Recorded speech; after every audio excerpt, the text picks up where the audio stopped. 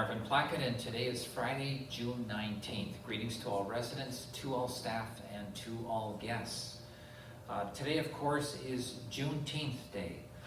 It was just 3.5 weeks ago that the tragic death of George Floyd occurred.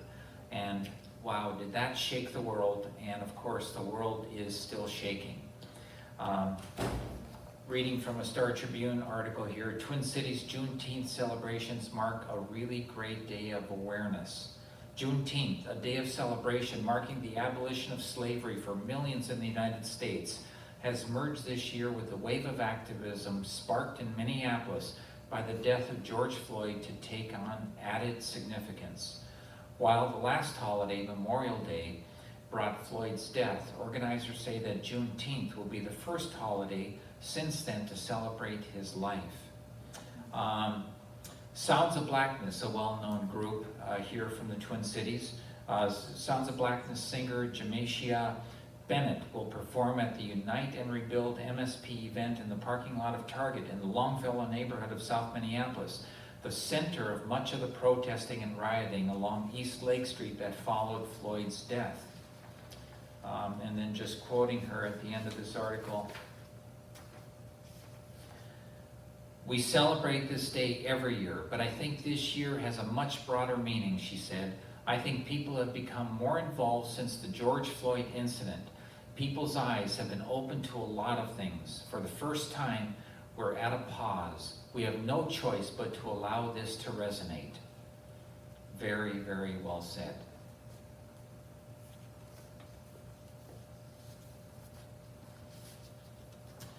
I'm pleased to report that we have no new COVID-19 cases to report at Episcopal homes. Delighted about that. So that means that we still have 6. 2 are residents, and those 2 residents are in our dedicated COVID unit, which is at Episcopal Church Home on the 2nd floor, and the other 4 are staff, and of course they're not going to be scheduled until they're completely free of COVID-19. So very pleased about that. I want to announce, if you haven't already discovered, on our website, of course, as soon as you go to our main page, episcopalhomes.org, right at the top it says COVID-19 updates. As soon as you click on that, that's of course where you can find this daily update on YouTube right there. It's easy to spot immediately. And then also to the right of it, you're going to see a button called, a place to just hit, called COVID-19 Case Dashboard. And that is a new addition to our website, which I think you will find very helpful. Of course, we've been transparent about our status of COVID-19 from day one.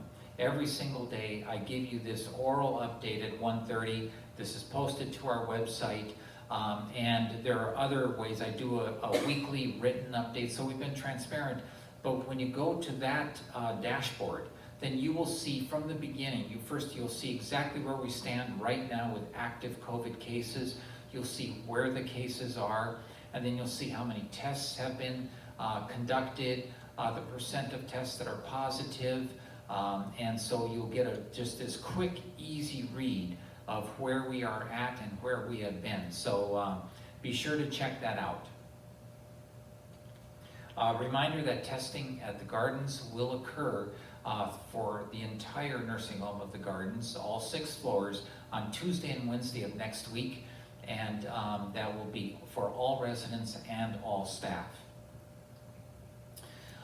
For those of you that are connected with the Episcopal Church Home and the Gardens and Iris Park Commons, you're going to be receiving separate mailings, separate emails, and notifications pertaining to the opening up, the allowing of visitors at Episcopal Church Home, at the Gardens, and at Iris Park Commons. And they are 3 different locations, of course, on our campus, and their guidelines all vary somewhat, a bit. And so therefore, that's why there's 3 separate mailings coming from the administrators and the manager. So be watching for those updates as to the specific directions, instructions, requirements, as well as the timing of when this is going to occur. Okay, so be watching for those separate updates.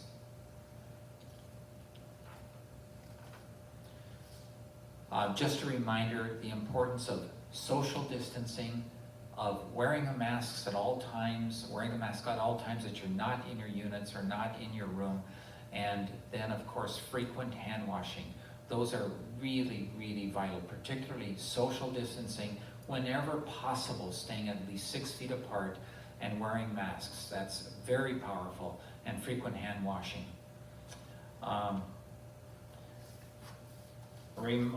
Father's Day is Sunday, so happy Father's Day to all of you fathers. That applies to me too. And to let you know that a couple of days after Father's Day, on Tuesday, June 23rd, we are going to have a Happy Father's Day quarantine sing-along with Joey Clark. You all know Joey Clark, he's just fabulous. So Joey and Kristen, they've organized this quarantine sing-along. Tuesday, June 23rd, 10 a.m. in the courtyard, in our large courtyard, 10:45 in the parking lot, and then 1 o'clock p.m. at Cardi Heights. Join in.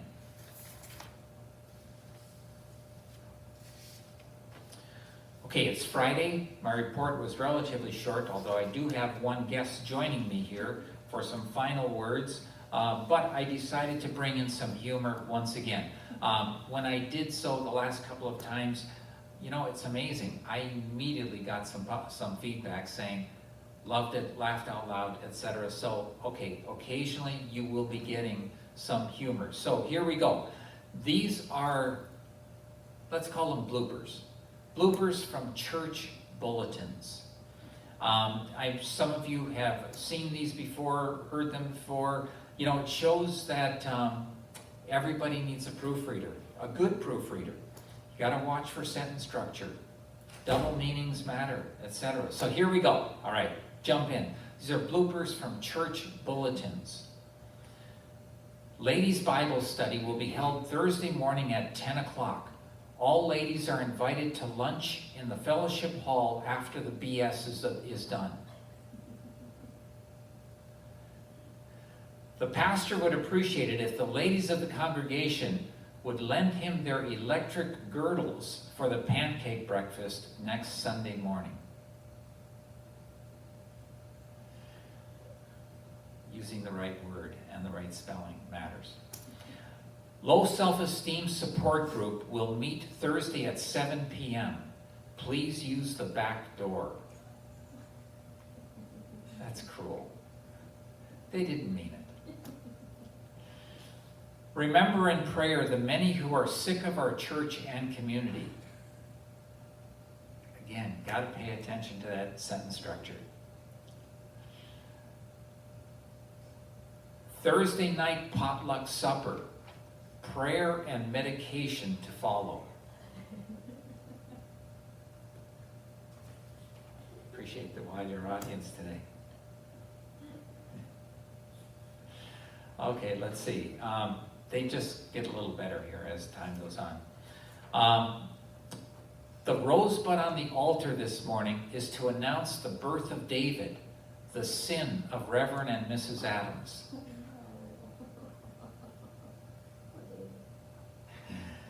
I'm not making this up, all right? Church bulletin bloopers. The senior choir invites any member of the congregation who enjoys sinning to join the choir. Quite the senior choir group. At the evening service tonight, the sermon topic will be, what is hell? Come early and listen to our choir practice.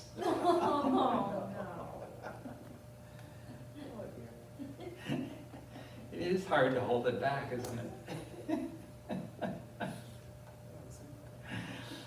Okay. Weight Watchers will meet at 7 p.m. at the First Presbyterian Church. Please use large double door at the side entrance. Oh, no. I know. They did not mean to be cruel. I know they didn't. Our next song is Angels We Have Heard Get High.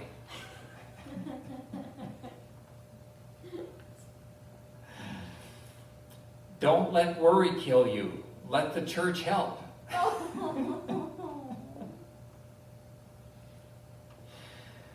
Okay, for those of you who have children and don't know it, we have a nursery downstairs.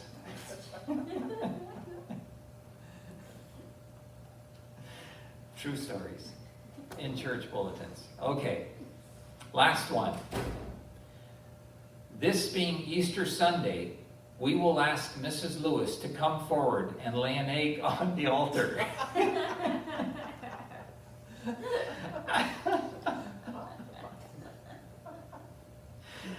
Did you hear it? Do I need to repeat it? I think you got it, right? Okay. I'm glad I came to the end of those. All right. Since it's Friday, of course, I will not be seeing you until Monday at 1:30. And now back by popular demand, someone that many of you know well, Marcia Schwartz, for some final words.